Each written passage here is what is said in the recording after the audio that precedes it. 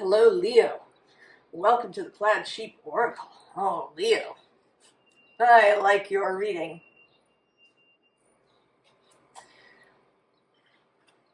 So we begin with this sincerely yours.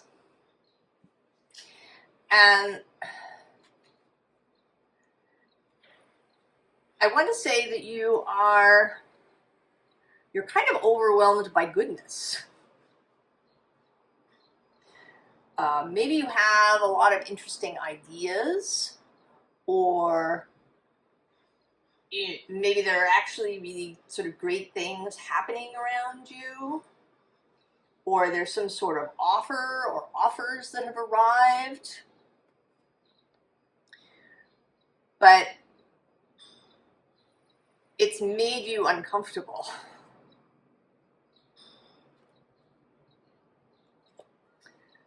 Right, we have this, in the visible underlying, there's this shine card. And you're underneath. You know, there's this beautiful thing, right, this dress made of light. But you the deer in the headlights kind of thing.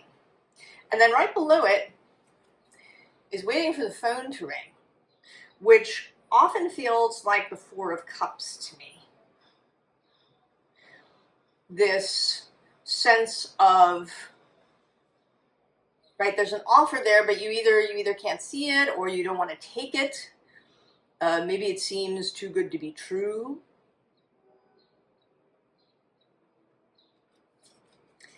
And then below that is the World, as well as the Dreamer.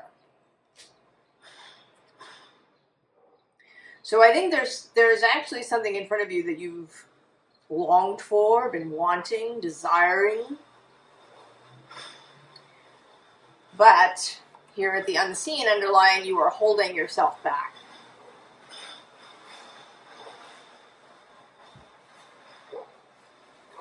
That there's some part of you that feels that it is too good to be true, that it's the devil in disguise.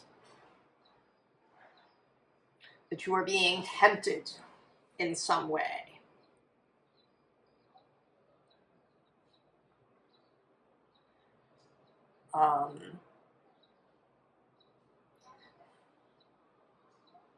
Is it Mae West who said, I always avoid temptation unless I can't resist it.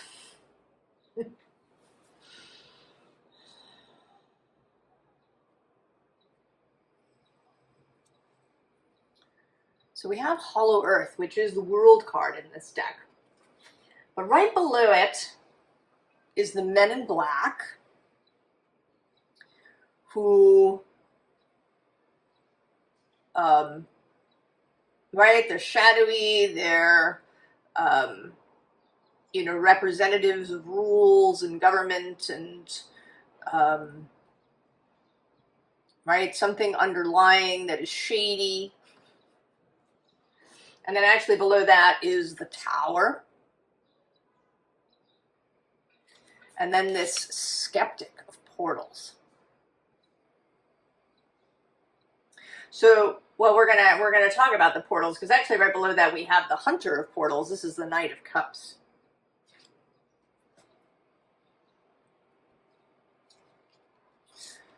So you're skeptical of the cup that's being offered to you. Even though you've been wanting it. The unseen underlying here is the Ace of Saucers, the Ace of Pentacles. But again, there's a sense, right, with this, is the cow being pulled up or is the cow being returned?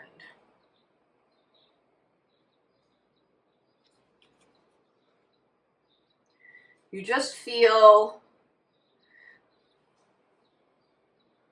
I think, really unsure.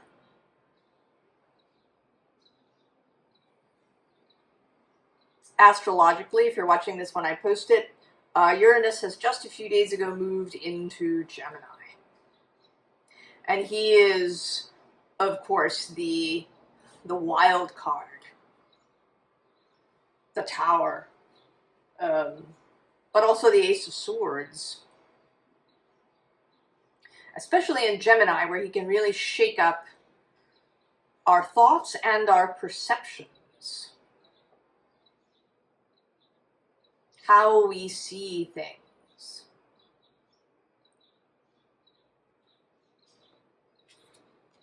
So then the Ten of Portals, again, this sense of, maybe too many things. An inability to choose.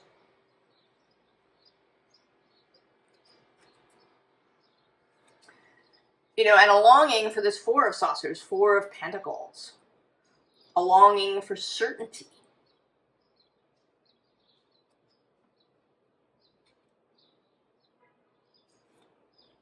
And the Seven of Ghosts, Seven of Swords.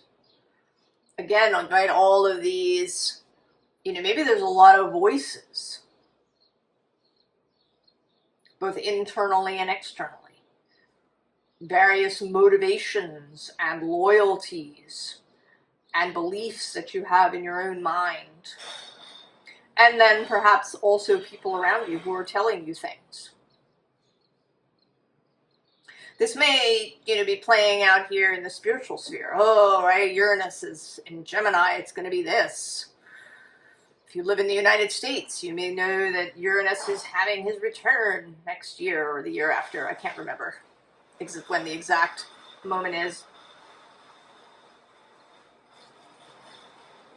And we're in times of instability and various things.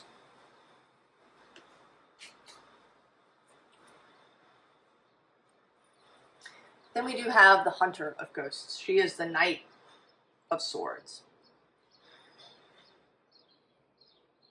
That Gemini energy. And it's right next door to you. So while you spent, or not, I'm sorry, not right next door to you, it's sextile to you, which is right, that's actually a partnership sort of energy, but it can, I think it can feel overwhelming. Uranus has been squaring your sign for the past 7 or so years. And it may be that you've kind of gotten used to that. Used to the idea of innovation and chaos and all of these things being mixed together and, doing crazy things to your life. And so you're suspicious. You're suspicious of the new thing that shows up. Is it,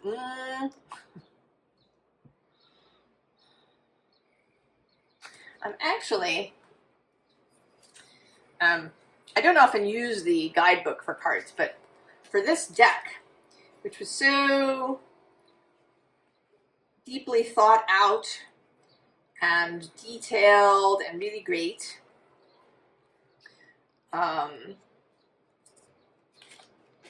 so there are phenomena associated with each card, right? This is the Tarot of the Unexplained, unexplained phenomena. So for this card, it's moths appearing in your home. They are spirits trying to get your attention. Take them outdoors. Do not squash them, lest you offend the dead. So I want to say, do not poo-poo the ideas. Do not squash the incoming moth ideas. Right? I mean, these are butterflies, but butterflies, moths, they're right, Lepidoptera.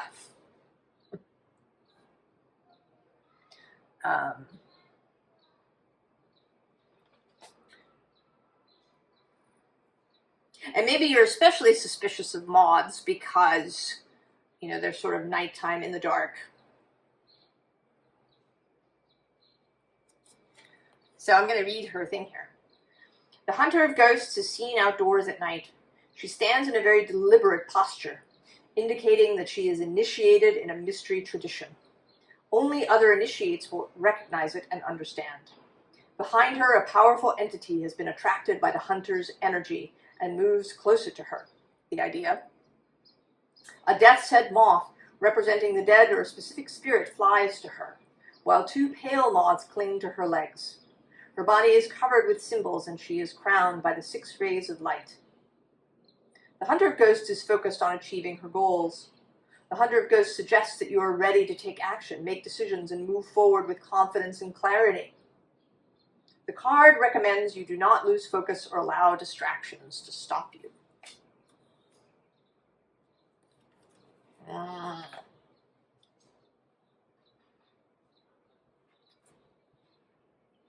So then we have Rasa, alchemize.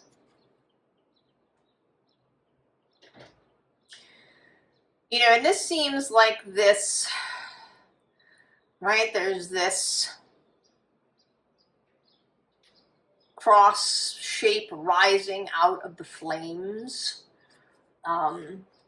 You know, something that has been forged in the fire. Alive and eager, desiring to dive and drink in the new.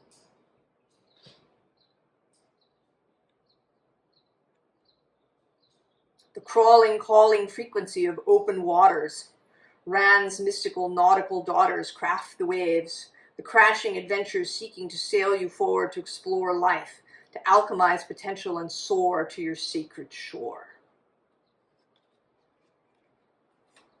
Now under that is this hengstro, this hook that you may be hung up on. And then the bottom is this vein fluctuate. Right? Like the wind has changed. Uranus's entry into Gemini is the wind changing direction. So we have hailed. A restoration, but it's looking more like, you know, maybe a side view of this.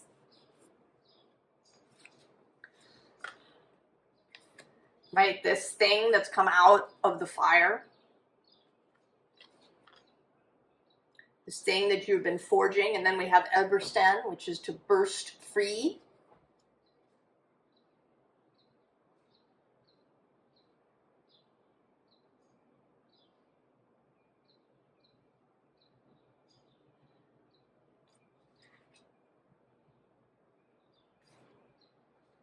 And this talks about an arrow being loosed. And then we have this. And this is the coming home. Again, this theme that has been echoing through the readings, this coming home. Peaceful vibrations bridging worlds and all journeys leading to the same destination. All our leaves lifted by the solar wind and sailing home, charted by stars to birth once more within the sacred Yggdrasil tree. Welcome home. But there is in this image, you know, a sense of duality and of perhaps, you know, which way to go.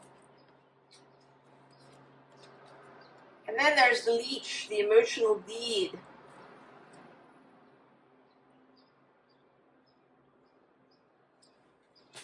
The fear, right? The fear of what might come.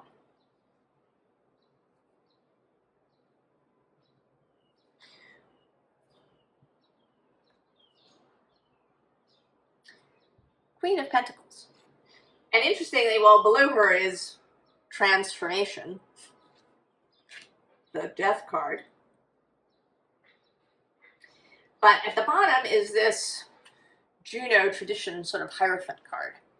And I feel like this Queen of Pentacles is wanting Juno, she wants Juno to come out and play. To know that no tradition needs to be forever. That just because something happened in one way in the past doesn't mean that it will happen that way again. That we have a say in this. We have agency. We choose with our vibration. And if you've had lots of tumult and chaos and hoo-ha and whatnot happening in your life, it can be difficult to trust that it could be different going forward if you can change your internal landscape. But you know that now. You know, that is already a choice. Right? This Nine of Cups, this mastery of the emotional realms. The places where you're cramped, where you get triggered, where, where you kind of run back to practiced behaviors. Right? That difficult emotional realm. But you're different now. You are.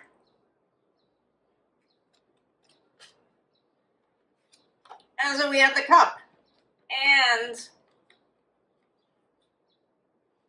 2 aces.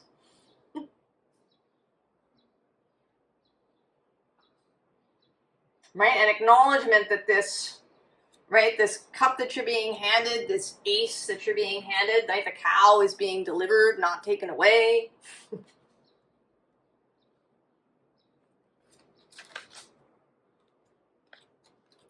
And then there's the 2 of Cups. And this, as it often is union with your soul. Coming into integration and alignment with your own soul. And the power and clarity that gives you.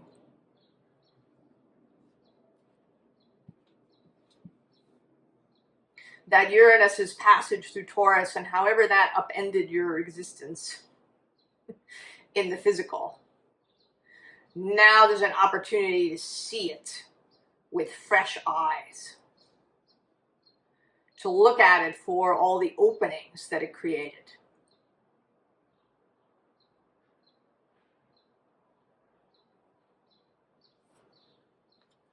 Seas of Mintaka.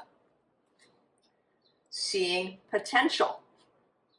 Bringing unconsciousness to light. And below that is this lovely water codes. Ancient wisdom, the intelligence is within you. And also, this has come up a bunch of times recently, you're not for everyone. Embrace your weirdness. Face your true north.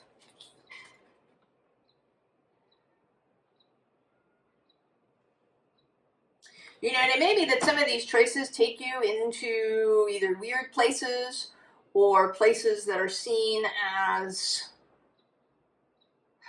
kind of taboo in some way. So that you've been resisting them. You know, Leo does love to shine. Right? The sun is your planet. It isn't, right? It's not selfishness or narcissism. It's just this intrinsic, innate shining.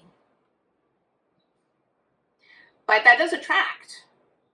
And it may be that you have kept yourself, right, kind of in a particular line so that you would attract a particular set of people, either consciously or unconsciously.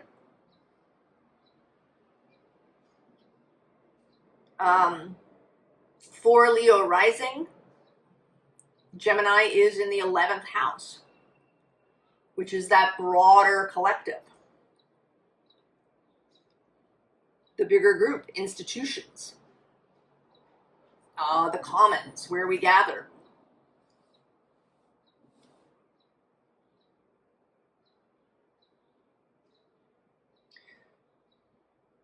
This could be on the internet that you've wanted to attract a particular audience with your social media or your writings or whatever it is.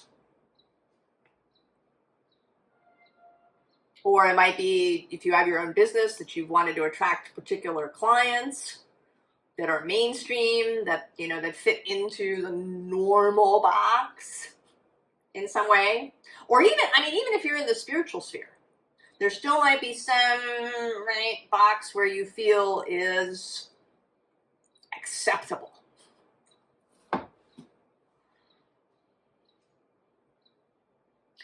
But some of these offers now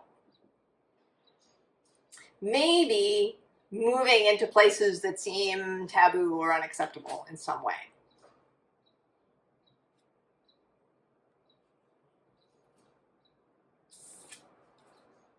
So you're, right, you're hesitating.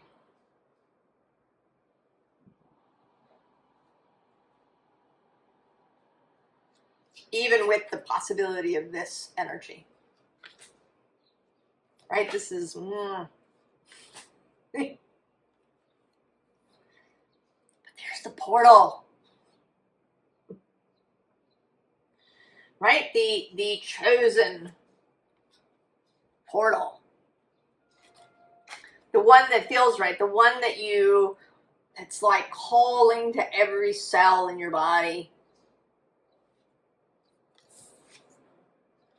It says, doors are opening, you decide, rewards, wild card. I hadn't even read that. Uranus. Plunge. Don't hold back. It's time. Go for it. Dive in. And then Star Brothers. Horus energy, protection, loyalty, safety, trust. This is the safety of, right, of that internal vibration. Which is, you know, at the end, really the only safety that we have. Following the rules is no guarantee for safety, as, you know, anybody who's worked for a company for 20 years and then been laid off can testify to.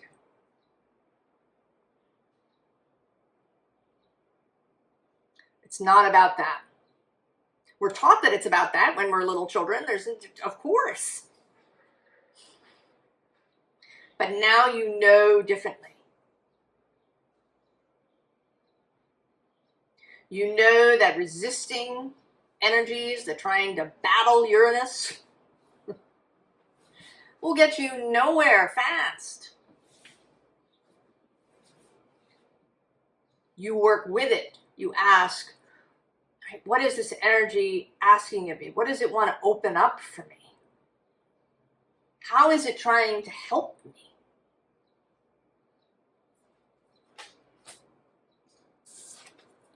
And the messenger. Sirius energy, bringing harmony and balance. You know, this is going to be a very significant Leo season. I don't often talk about what everybody calls the Lion's Gate. You know, August 8th, the 8th of the 8th, the 8th of the 8th. In part because it's a period. Sirius's heliacal rising is over the course of a couple of weeks, depending on where you live on the earth. So there's that, right? For me, it's it's like a season of time. But this year, there is going to be some significant astrology happening around that date, August 7th, 8th, and 9th particularly, that involves Uranus and Mars and Pluto, and also Saturn and Neptune in Aries. There's also your Leo new moon, which happens this month on July 24th, that will oppose Pluto almost exactly. And there's going to be a sort of a T-square, not a really tight one, with Chiron at about 27 degrees of Aries. So there's this real opportunity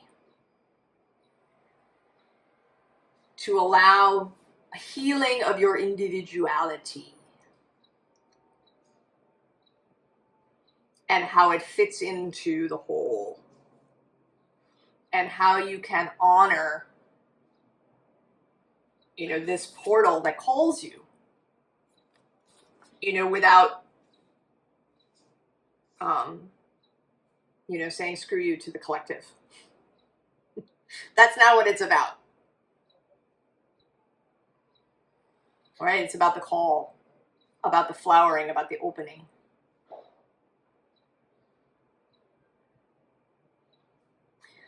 So, formal advice. Well, there's the Tower. And there's this Three of Jazz on the bottom and this Ten of Jazz, or rather underneath the Tower, and this Ten of Jazz on the underside. And these both feel like, right, they're like a fanfare for the Tower.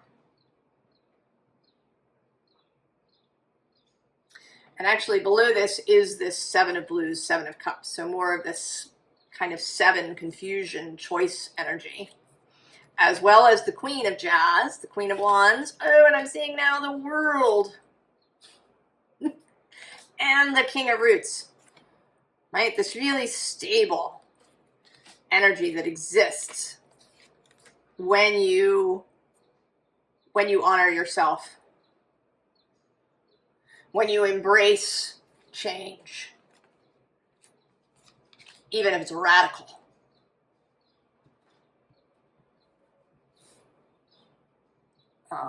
You know, I think of Leo as the bonfire. And so maybe it is change that you need to call people to, even if some people will be really uncomfortable. Ten of Roots, the dream of the city on the hill that wants to be brought into being. The Five of Jazz, Five of Wands, this energy of creation, right? Lots of perhaps different people with different ideas coming together. You know, these are, you know, wands associated with Mardi Gras. Right, which can appear to the outside like chaos. Right, but there's something happening, something being birthed, if it will be allowed to. Of course, the Hanged Man. Upside down, seeing things from the other angle. Also a certain amount of surrender. To, right, not fighting with Uranus.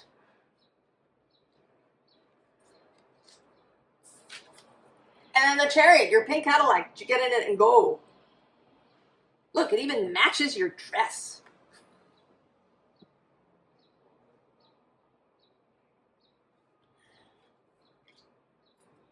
Right? Kind of even matches the portal a little bit.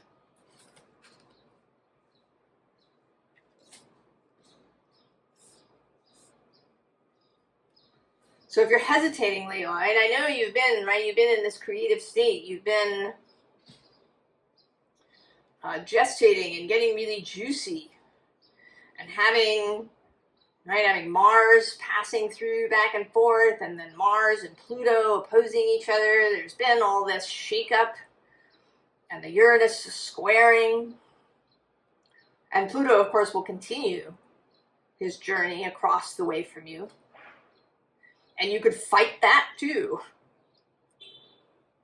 Right? You could fight this transformation.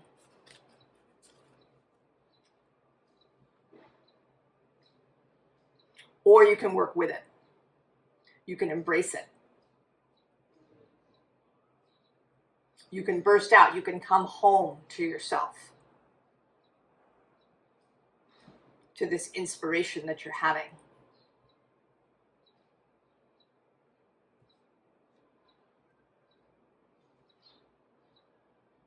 So Leo, I mean, that's really right. That's pretty straightforward. Don't, right? Embrace the opportunities that are showing up. whatever they may be. Because your soul has been calling out for these things. And you too, I think. I think you're totally ready, Leo, and this is just real confirmation for you. And I look forward to seeing what Leo creates in the coming years. I wish you the very, very best, Leo, and I will see you next time. So long.